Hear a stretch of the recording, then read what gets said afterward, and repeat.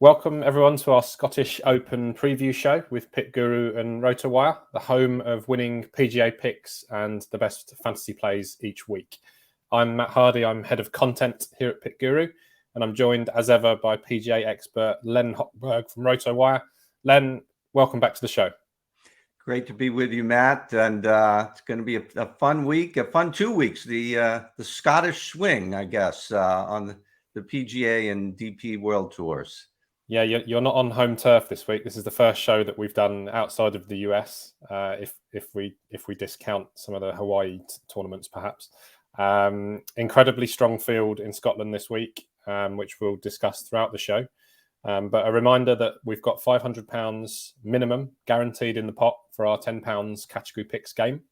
There's £2 game available and a £50 game available as well. You can play on the link below, so check it out. We're going to be running through those categories today in the game and discussing our outright picks for the tournament this week as well. So let's dive straight into it, shall we? And let's look at the premium picks category and get Len's first vote, please. Yeah, I was a little surprised that I ended up where I did with Jon Rahm. He certainly has not been the best of these golfers in this group, perhaps over the course of 2022, maybe the worst of among Scheffler and Justin Thomas and Xander Schauffele, even though they all have won tournaments now. But I give the edge to Rahm based on his experience on the links. All the other three guys have played pretty well in their limited experience in links golf, either in the Scottish Open or the Open Championship. But Jon Rahm has, after starting out slowly in his career in the Open Championship, has done quite well in recent years. Third last year, two-time winner of the Irish Open. He didn't play this year. Also links golf. So he gets my edge here based on links experience. Yep, certainly has the edge on this category. I really like Scotty Scheffler, and I think possibly he's being underestimated. It's 7 starts now since his last victory. He missed one cut in those 7 starts. In the other 6, he's been top 18, runner-up at the US Open, runner-up at the Charles Schwab. He was 12th here last year, but he opened with a 72 on his first sighter of the course. He then shot 63 on the Friday, which was the joint lowest round of the week. He then finished 67, 69. I really love that profile. I love the way he finished 12 months ago. And if you add all of his progression in since he played this last year and all the victories and everything he's kind of achieved in 2022, I really like his chances this week. He won't have a problem if the wind picks up. And I'm getting reports that it might actually be windier than forecast as well. Every chance he might want to lay down a marker for St Andrews next week.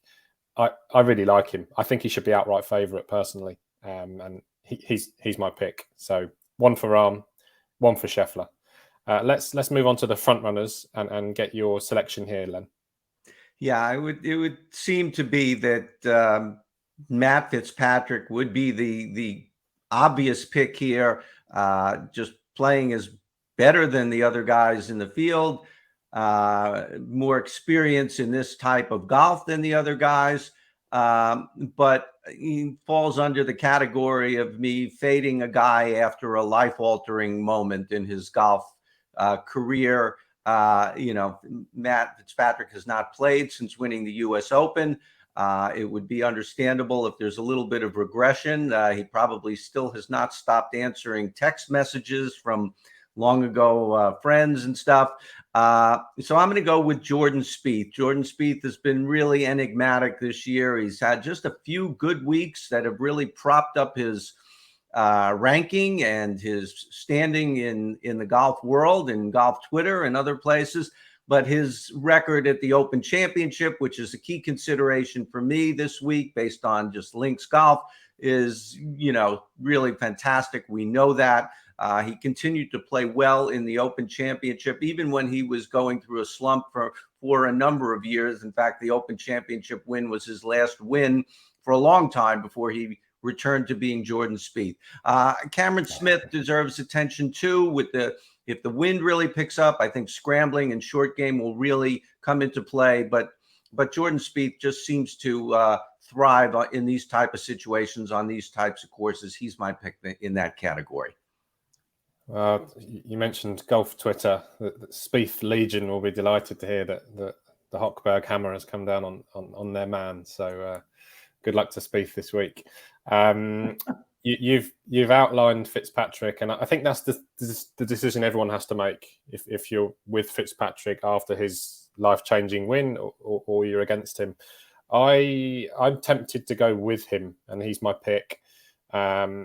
Arrives here with form figures of 2-5, missed cut, 10th, and then the all-elusive major victory at the US Open.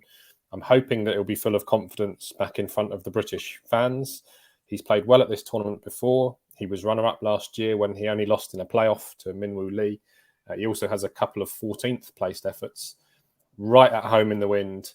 And if there is no US Open hangover, then I think he is the best choice in this group. But it is a big if, and he does need to get over that one. Let's move on to the young guns section. And who have you selected here? Yeah, really, really tough category. Really tough decision for me here with Colin Morikawa and Victor Hovland, who I've probably faded a lot in our conversations. I actually think more highly of him this week in this situation, but I'm going to go with Will Zalatoris. This is not his forte. This is not his cup of tea, if I could be British for a moment. Sorry for that, everybody. But, Zalatoris is just proving he can play anywhere in any situation. He was in this tournament last year, maybe his first real experience in links golf, or at least one of them, and he tied for 26th. He's so far better now than he was even a year ago, just handling in all kinds of situations. It's a very tough call, but I'm going to go with Zalatoris in this category. Never apologise for making tea references to an Englishman, Len. That's absolutely fine. Zalatoris, great chance. I came out with Colin Morikawa, only 71st when making his debut on this course last year. But Morikawa in particular has a very nice habit of working out courses quite quickly. And I think he might repeat that trick this week. He's one of the very best in links-like conditions. As we know, he's 1 from 1 at the Open itself. He'll be relishing St Andrews next week, and I think he might put on a big show this week. I think he could go quite well. Slightly frustrating season, but I think that's just the standards he set for himself. He's 5th at the Masters, 5th at the US Open. It's not bad at all, is it? And he might be coming to the Boyle this week, and this would be a very good place to get his first victory in 2022. Let's move on to the next category, which is the good chances category, and find out your vote for this one. Yeah, I'm going to go with Keegan Bradley. Again, a little surprised here. I struggle with this one. I just didn't see a lot here that I really liked. Obviously, we're limited by the groupings, and we have to pick one. Fantastic ball striker. He's had a very good year, back inside the top 50 in the world rankings. He has not been great at the Open Championship in the last few years, but earlier in his career, he did quite well. I think that's just coincidence that he's had some bad years the last few years. But I think with his ball striking, he should be able to come out of that group this week. Yeah, very much in line with what you said about how difficult this category is. Event experience has been crucial at the Scottish Open. So I think 10 of the last 11 winners have recorded a top 30 at the event previously, something like that. And I added up all of the combined event starts in the players in this group, and there are 2 in total from the 6 players. That's a missed cut from Corey Connors and Billy Horschel's 54th last year. So that's the only event form that we have in the entire category. And that actually led me towards Horschel. I thought that 54th was okay. I quite like the fact that he came over to Germany and played, and he's perhaps got used to the European conditions a lot more than the other Americans might have done. He was 26th at the BMW, which was perfectly respectable. He's obviously a recent winner of the Memorial. He was my pick in a very tight group. I came out with Horschel. Let's tick off 2 categories now. So let's do the GB Stars category and the Contenders category, please, Len. Yeah, both of these categories are interesting to me because of guys who I'm not picking, but guys who have been playing well and have really burst on the scene recently. Jordan L. Smith or Jordan Smith, I've seen both, and he's really on fire. He's been ripping off top 25s week after week after week. He is obviously moving up in class, a big deal this week. I'm going to stay away from him. I might revise that if after this week and give him a little bit of a boost for the Open Championship. But I'm going to go play it safe and go with Tommy Fleetwood. Fleetwood was great here in 2020. We've had 3 iterations of the Scottish Open at Renaissance Club. 2019 and 2021 were very high scoring in more favorable weather conditions. When the tougher conditions were there, Fleetwood really shined. He was pretty good last year as well, just missed the top 25. The indications are it could be pretty windy this week. So in those type of situations, I like Fleetwood. And in the other category, Adrian Meronk and Ryan Fox, 2 other guys really playing very well lately. We're going to hear about them the next 2 weeks here in the States. We don't hear about them a lot. Meronk coming off a big win. I'm going to wait and see on those 2 guys as well and go with Alex Noren. A lot of European experience, obviously, familiar with this type of golf as well. Plays very well on the par 5s, and we've seen that a lot of the scoring over the last 3 years, or at least 2019 and 2021, came on the par 5s. You really have to, make up ground there, and that's one of Alex Noren's strengths. Yeah, I thought you were reading my notes with Tommy Fleetwood there.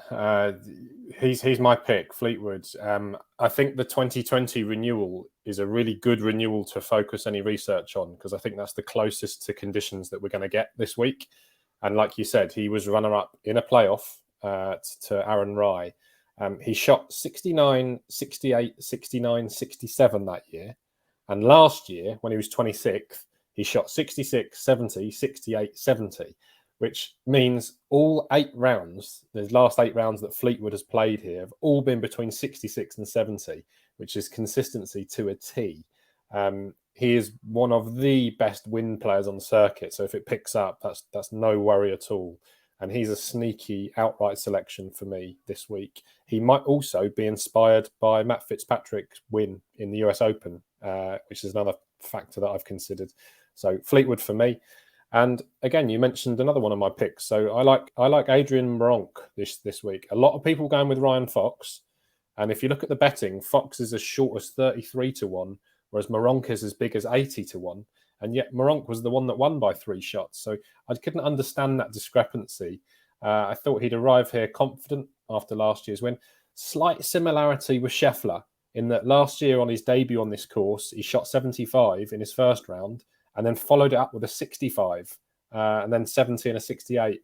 I think he'll be quite at home. He's played well on these shores before, so Meronk for me. Let's cover the last 2 categories, which is outsiders and wildcards, please, Len. Yeah, I'm going to give you both names together. I've sort of landed on them for the same reason. Matt Kuchar and my old buddy Chris Kirk. Yes. I struggled with these categories as well. Kuchar, a little bit an easier decision.